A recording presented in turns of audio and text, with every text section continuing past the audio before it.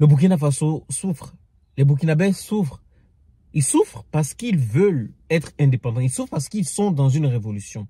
Ils souffrent parce que les dirigeants du Burkina Faso ont une vision long-termiste. Et aujourd'hui, ceux qui avaient la même issue, le Burkina Faso, se voient en train de vouloir déstabiliser le pays. Il faut qu'on le dise comme ça. Et l'information que nous avons eue récemment démontre encore une fois que le combat des Burkinabés, ce n'est pas seulement sur le champ de bataille. Le combat des Burkinabés, c'est dans tous les sens du terme. Aujourd'hui, nous apprenons encore une énième déstabilisation de cet État-là. Nous allons en parler dans cette vidéo, mais d'abord, générique. Bonjour chers amis, j'espère que vous allez super bien. Bienvenue sur ma chaîne, moi c'est Larry Yaman. Je traite des sujets d'actualité, d'histoire et de géopolitique. Ce sont des sujets qui te parlent et qui te passionnent. Tu es la bonne chaîne, pardon.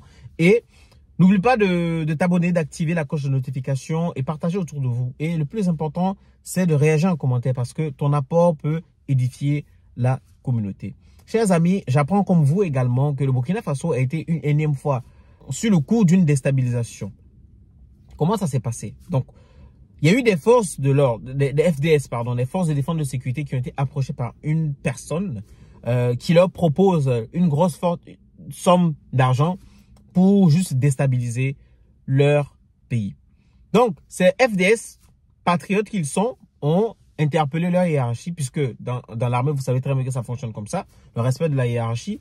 Et leur hiérarchie leur a donné la validation de poursuivre avec ce personnage-là, cette personne qui leur a contacté et qui leur a proposé une forte somme d'argent pour déstabiliser le pays. Donc, ce qui s'est passé, c'est que ils ont continué, ils ont alimenté, ils ont nourri, ils ont continué les échanges pour pouvoir arriver à voir la personne et aller jusqu'au bout de la transaction et pouvoir interpeller cette personne. Et c'est ce qui s'est fait.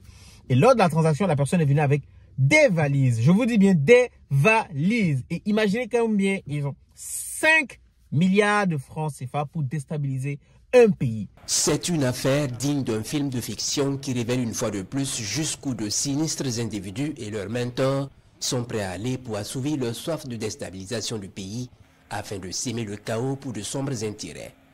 Il y a quelques jours de cela, un individu entre en contact avec des soldats et leur propose un marché juteux. Des actions de déstabilisation contre une très forte somme d'argent. Les éléments rendent compte immédiatement à leurs supérieurs. Instruction leur est donnée de jouer le jeu. Marché conclu, assuré de la bonne marche de son funeste projet et convaincu de sa réussite, l'individu en question mobilise la somme promise et la remise effective se fait ce vendredi 8 novembre. Plusieurs grosses valises bourrées de billets de banque. Le montant total donne le tournis. 5 milliards de francs CFA.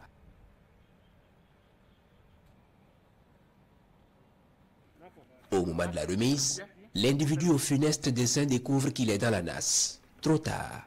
L'argent est remis ici au trésor en attendant d'en savoir davantage sur son origine.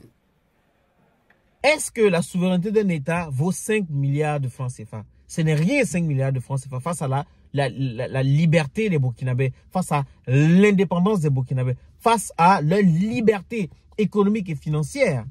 Ça ne vaut pas ça. Mais c'est quand même incroyable de se rendre compte qu'aujourd'hui, l'État burkinabé qui traverse des moments très difficiles, qui ont besoin de cette somme-là pour pouvoir déjà s'équiper pour cette guerre-là. Et qu'aujourd'hui, il y a certaines personnes qui ont la capacité de sortir les 5 milliards juste pour déstabiliser un État. C'est incroyable. Mais moi, ici, d'abord, je vais féliciter ces FDS-là parce que ce n'est pas eux tous qui ont ce courage-là de le faire, qui sont patriotes. On en a vu les tentatives de déstabilisation précédentes avec des FDS, des hauts gradés de l'armée qui ont été interpellés, qui ont été arrêtés parce qu'ils participaient à cette tentative de déstabilisation. Mais eux, ils se sont dit qu'aujourd'hui, le Burkina Faso est dans une révolution sans précédent. Il faudrait que les actions qui ont été menées aujourd'hui, le Burkina Faso, on ne peut pas se dire qu'avec 5 milliards, on va effacer tout ce qu'il y a aujourd'hui. Chers amis, ces soldats-là, il faut les féliciter. Parce que certaines, si c'est d'autres personnes, 5 milliards de francs CFA, ils vont vendre la nation. Ils vont vendre la nation, vendre eux-mêmes leurs enfants, leurs petits-enfants. Vont vendre leur génération. Donc, moi je pense que le combat que mène le Burkina Faso, c'est un combat qu'il faut qu'on soutienne. peu importe.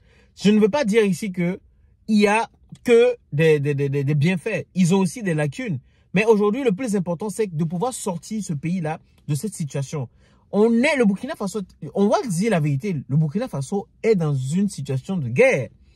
Dans le sens large du terme, ce n'est pas seulement sur le champ de bataille. Aujourd'hui, la guerre, ce n'est pas seulement que sur le champ de bataille. On a des guerres qui se font psychologiquement. Et pour gagner une guerre, vous voyez ce qu'ils utilisent, l'arme qu'ils utilisent comme le cheval de Troie.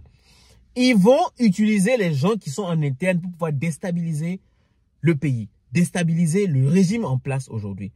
Chers amis, on a beau tout dire, tout critiquer, mais ce qui est en train de se faire au Burkina, au Mali, au Niger, je pense qu'il y a beaucoup de nations qui veulent ça. Parce qu'aujourd'hui, ces pays-là sont en train de prendre leur destin en main. Et vous savez, ce n'est pas si simple de vouloir sortir de quelque chose qui a plus d'une décennie, plus d'un siècle, dans lequel vous étiez. Ils étaient dans une prison. Et ils sont en train de sortir de cette prison-là. Ils sont en train de sortir de quelque chose qui est habituel. Quand tu cherches à sortir de ta zone de confort, c'est toujours un combat, c'est toujours difficile. Et là, on parle des intérêts d'une nation. Et ces intérêts-là, c'était pas elle, c'était pas cette nation qui avait la même mise sur ses intérêts. Il y avait d'autres puissances étrangères qui avaient la même mise sur ces intérêts-là. Donc aujourd'hui, le Burkina Faso veut tout simplement avoir la même mise sur tout ce qu'elle a chez elle. Donc, cette déstabilisation, vous imaginez si ces soldats-là avaient accepté ces 5 milliards, ce qui allait passer. Après 5 milliards, ça fait peut-être combien en euros? 8 millions, je pense.